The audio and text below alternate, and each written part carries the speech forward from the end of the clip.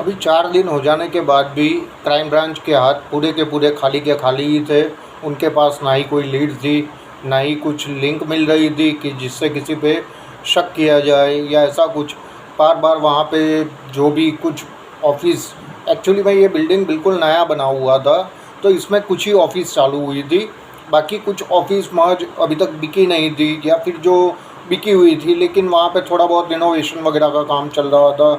तो फिर वहाँ पे एक्चुअली में क्या है कि आधे से ज़्यादा ऑफिसेज़ वहाँ पे खाली पड़ी हुई थी।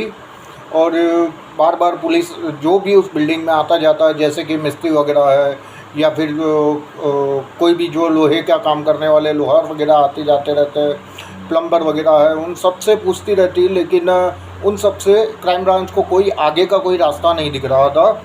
बाद में वहाँ पे जो सिक्योरिटी गार्ड बिठाया हुआ था, जिसका नाम है शैलेश दंतानी करके, उससे भी 5 से 6 बार पूछताछ की गई, लेकिन उससे भी महज कोई जानकारी नहीं मिल पा रही थी। हाँ, वो ये कह रहा था कि भई हाँ, महिला को जाते हुए मैंने देखा हुआ है, लेकिन महिला वापस लौटी नहीं है। और एक्चुअली में उसी बिल्डिंग के सेकंड फ्लोर से वहाँ से सफाई कर्मी महिला की लाश प्राप्त हुई थी। तो अब पुलिस सिर्फ़ और सिर्फ वो पोस्टमार्टम की रिपोर्ट क्या आती है उसके भरोसे बैठी हुई थी।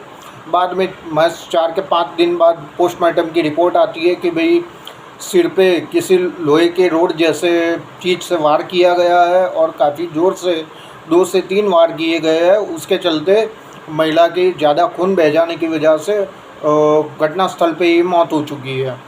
तो उससे भी आगे पुलिस धीरे धीरे जो क्राइम ब्रांच है वो धीरे धीरे सबसे, अब पूछताछ के अलावा और कोई आगे का कोई रास्ता भी नहीं था, क्योंकि सीसीटीवी लोकेशंस भी बिल्कुल ब्लॉक हो रखे थे विदाउट इलेक्ट्रिसिटी। तो पुलिस ने बाद में लगा कि भाई चलो जमादार से कुछ आगे जो भी जानकारी मिल पाती है वो मिलता है। जमादार से उन्होंने पूछा, जो कि शैलेश दंतानी था, कि भाई उस दिन उस बिल्डिंग के अंदर कौन था, कौन कौन था, कितने लोग थे। तो उन्होंने गिन के 25-30 महज लोगों का नाम दिया। उन सबसे पुलिस ने पूछताछ की।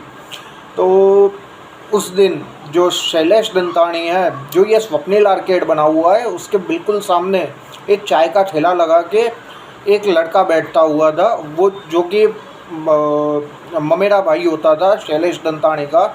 उसने वहाँ पे चाय की किटली, जो भी बिल्डिंग में जो भी ऑफिसेस वगैरह है, जिसको भी उसका काम रहता था कि भाई वो चाय बिल्डिंग के सभी लोगों को पहुँचाया करता था, उससे उसका काम चलता था। तो फिर पुलिस को लगा कि भाई ये बंदा भी उस दिन बिल्डिंग के अंदर गया हुआ था, तो इसकी भी पूछताछ होनी चाहिए। तो पुलिस, उस शख्स का नाम था अरविंद वाघेला, जो कि चाय की किटली चला रहा था। तो उसको भी ज़ीरो इन किया, उसको भी थाने ले गए, उससे पूछताछ की। शुरू में वो बताया कि साहब मैं तो खाली चाय देने का काम करता हूँ, मैं बस चाय दिया था। वहाँ पे एक साहब थे, उसने 5 मिनट मेरे को बिठा लिया कि भाई थोड़ी देर रुक जाओ, फिर मैं उनसे पैसे लेके बाद में नीचे आ गया। बाकी और कोई मेरा इस केस में मेरा बिल्कुल ज़ीरो इन्वॉल्वमेंट है। शुरू में तो पुलिस को भी उसको शक नहीं, उस पर ज़्यादा शक नहीं हुआ। पुलिस ने अरविंद वाघेला को निर्दोष समझ के उसको छोड़ दिया। लेकिन बाद में अब पुलिस के, क्राइम ब्रांच के पास भी और कोई चारा नहीं था। अगर पूछताछ के अलावा और कहीं किसी से कोई कड़ी मिल जाती है तो बात अलग है, वरना जो भी निकलेगा वो पूछताछ से ही सब आगे जांच जाने वाली थी। तो पुलिस ने बार बार वो जो सिक्योरिटी गार्ड है शैलेश दंतानी, उससे बार बार पूछ रही थी। तब पुलिस ने एक चीज़ नोटिस की कि जब भी शैलेश दंतानी से कुछ भी पूछताछ हो रही है तो ये जो अरविंद वाघेला है वो उस स्टोरी में ज़्यादा इन्वॉल्वमेंट, वो उस सारी चीज़ों पे ज़्यादा ध्यान रख रहा है। तो पुलिस ने वापस अरविंद वाघेला को उठाया और उसको अपनी भाषा में पूछताछ शुरू कर दिया कि भाई क्या है, अब जो भी है तेरे पेट में वो सारी चीज़ें अब तू खोल के बता दे।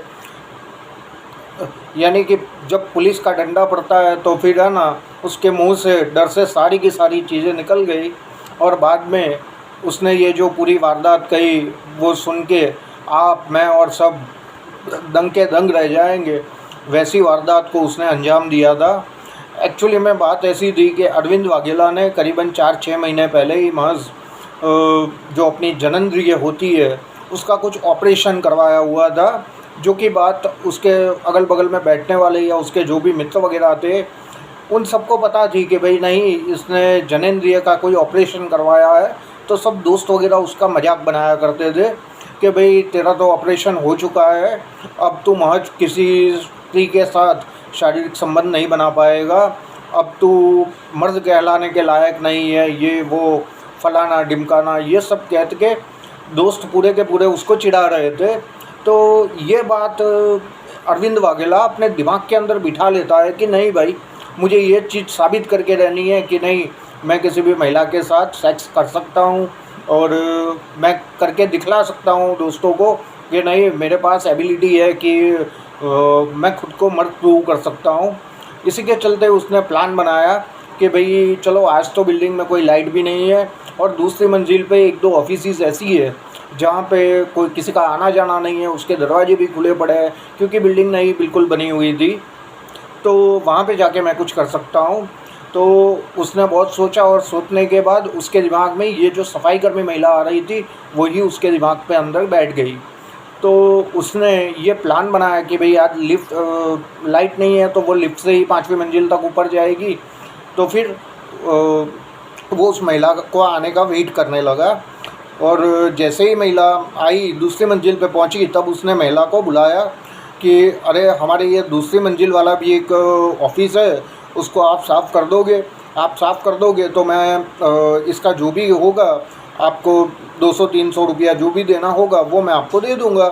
तो महिला भी कुछ पैसों के लालच में आ गई और बोली कि ठीक है, चलो मैं ये साफ़ कर देती हूँ। ऐसा कहते ही ये जो अरविंद था वो महिला को लेके एक ऑफ़िस के अंदर गया। जैसे ही महिला ऑफ़िस के अंदर गई, उसने ऑफ़िस का दरवाज़ा अंदर की ओर से बंद कर दिया और उसने महिला से अभद्र तरीके से मांगनियाँ करना शुरू कर दिया कि मैं आपके साथ ये काम करना चाहता हूँ और मुझे ये प्रूव करना है, ये है वो है। इसी के लिए मैंने उसने काफ़ी उसको मनाने के लिए प्रयत्न किया, लेकिन महिला ने इस बात के लिए बिल्कुल साफ इनकार कर दिया और उसको कहने लगी कि मुझे जाने दो वरना मैं चिल्लाने लगूंगी। अब महिला के ये वाले तेवर देख के अरविंद काफ़ी कुछ घबरा गया। उसने वहाँ नीचे पड़ी हुई लोहे की रोड ली और सीधी महिला के सिर पे 2-3 बार मार दी और वहाँ से सीधा वो भाग के चला गया अपने घर पे। और वहाँ से वो कपड़े वपड़े बदल के वापस अपनी वो जो चाय का ठेला था वहीं पे वो जाके पहुँच गया जैसे कि कुछ हुआ ही नहीं है। तो पुलिस वाले ने ये पूरा का पूरा बयान सुना और पुलिस भी सुन के चौंक गई कि ऐसा कैसे हो सकता है कि खुद को मर्द प्रूव करने के लिए आप किसी निर्दोष व्यक्ति का जीव ले आप किसी निर्दोष की हत्या कर दो। ये एक्चुअली में जो मानसिक विकृति वाले लोग होते हैं, जिनको या तो कोई समझाने वाला नहीं होता है या फिर जो पूरे के पूरे मिसगाइडेड होते हैं, जिनका मैच्योरिटी लेवल पूरा का पूरा नहीं होता है, वही लोग ऐसी कुछ विकृत सोच रखते हैं।